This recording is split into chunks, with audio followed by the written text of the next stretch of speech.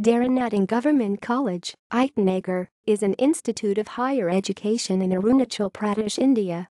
It was established in 1979 and later affiliated to Rajiv Gandhi University, earlier known as Arunachal University. History.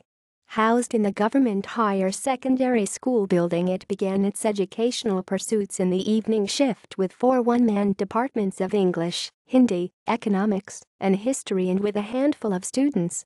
It shifted to its own building complex on its permanent site in 1986. In 2005, the college received NAC accreditation grade of B+. Overview.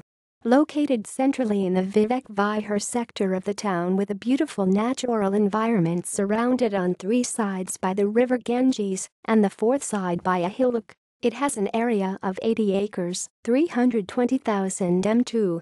Since its inception, it had been imparting education with day and night shifts till 1990, when the night shift was abolished. The college is well connected by road with the rest of the country by the National Highway No. 52 through Bandardewa checkpost. The nearest railway station is Naharlagun, at a distance of 30 kilometers, and the airport is Lilabari at a distance of 75 kilometers. References